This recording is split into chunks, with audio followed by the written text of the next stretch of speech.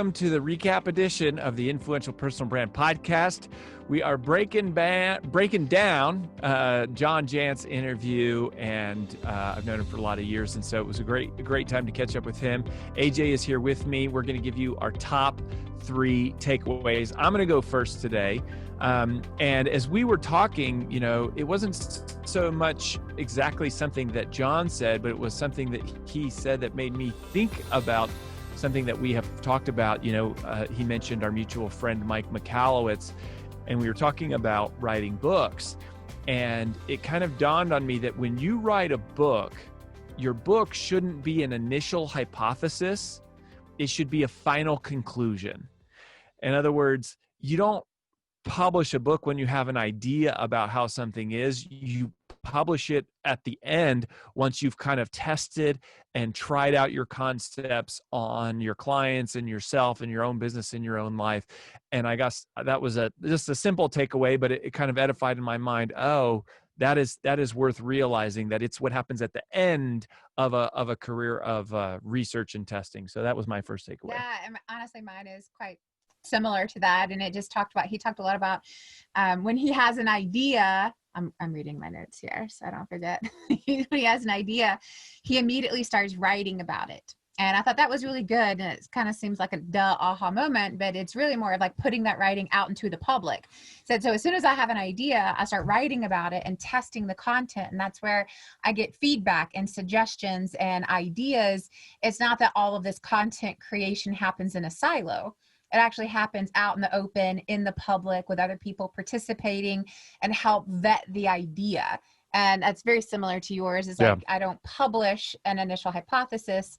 I publish the conclusion, but how I get there is I actually start putting the content out immediately. I put it out in blogs and podcasts and social media, and I use my community to give me the process of vetting through it to figure out what really stuck. And I thought that was a really great, quick takeaway. Yeah. And it's kind of like, it gives you a lot more confidence that like these ideas have been tested. And people really like it. And they like it already. And it's valuable. Yeah. Yeah. So very good. It's creating your own built-in audience for the content. Yeah. Yeah. And they're all kind of like your audience is helping you write it. So, all right. So my second takeaway was, I think, just a good reminder of, and this is a central premise of, we have a phase 3 event called High Traffic Strategies, where we talk all about paid traffic and everything. And it was just this idea that your audience already exists somewhere. Mm-hmm. So you just got to figure out, while you're building your own audience, you need to also be working to find an existing audience. And I think there's so many opportunities for partnerships here. And that's one thing that John has done really well with his whole community. But for you in your business, think about who serves the same client you serve, but in a different way. And at Brand Builders Group, I think as we get more, mature as a company, we've only been around for a couple of years, but I think over time, our team will get better at pairing up our own clients. And I was thinking, we have this, we have a client, Ed, who has a marketing firm who does marketing for small business owners. And then we have lots of other clients that are financial advisors, and they do wealth planning, and they often manage 401ks for small business owners. So they're selling to the same person, but they're selling 2 different services. They're not competitive.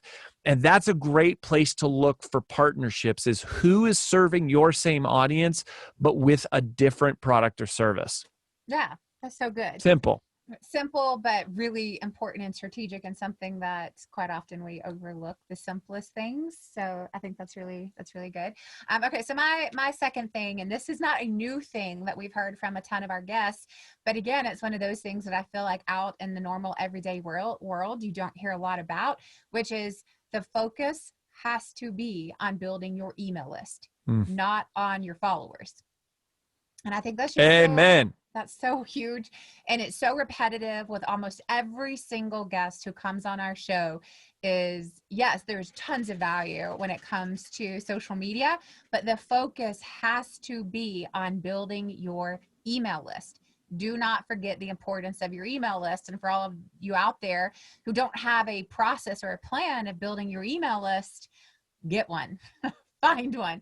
What's your lead capture? What's the simple download? What's that ebook or video course or a webinar funnel, whatever it is, whatever you can get out there to drive all of your social media followers to a place where you can capture their email list. That is the priority. And again, once again, that is a huge part of the truth behind building a sustainable personal brand, is having an email list that you can market to. Yeah. And one thing that you did, you kind of spearheaded this internally for our new website, which I would have never even thought to do, but you guys did this, the whole team, was you created a lead magnet for each different event that we have, or like each different product. So it's like, not only are we building an email list now we have a dedicated list, a segmented list for every product offering that we have that's developing. And that's kind of like, if you already have an email list, that's kind of like a next level version of that. Well, it's just like, for any of you who already have content, you already have a lead capture. You just haven't turned it into one. Or you have, and maybe you have several different products. Maybe you have a book and a course and a coaching program. Well, you should have a lead magnet for each of those. Or maybe you have a coaching program with 4 different curriculum offerings. Well, you should have a lead magnet for each of those. It's like, if you already have the curriculum, you already have the lead magnet. You just haven't turned it into one. And that was the beautiful thing about what we did on our new website. It's like, we have 15 event curriculums, 15 different 2-day events that we do. Yeah. So I already had the workbook and the PowerPoint. I just had to go through and edit it and turn it into a simple lead capture. It's like the content was already there. It just needed to be formulated into something that people would want as a free standalone product. Yeah. But like, literally what you're saying is you already have it. Like, I never thought that. And it took another person like you to just go, hey, we already have this. Let's just, make a shortened version and make it a lead magnet. So you step over this stuff, even when you do it all day, every day, like we do. Teamwork. Teamwork makes the dream work, Baden. Okay, awesome. So the third point for me is a total nerdy thing, a total tech thing. And you probably heard me light up, because I light up about nerdy stuff like this. He was really just trying to get free consulting. Yeah, which is what I'm doing on every interview. That is what I'm doing. But when we teach even high traffic strategies, and there's a section on Google, and we talk about search engine optimization and H1 tags and H2 tags and meta tags. But there's this thing called structured data that I did not know about. Like, I literally, with you listening to the interview, was like, what is this? Like, how do I not know this thing? Which structured data is just apparently like, tables and just another way to signal to Google what this element is on your page, so that your page ranks for people searching for those terms. And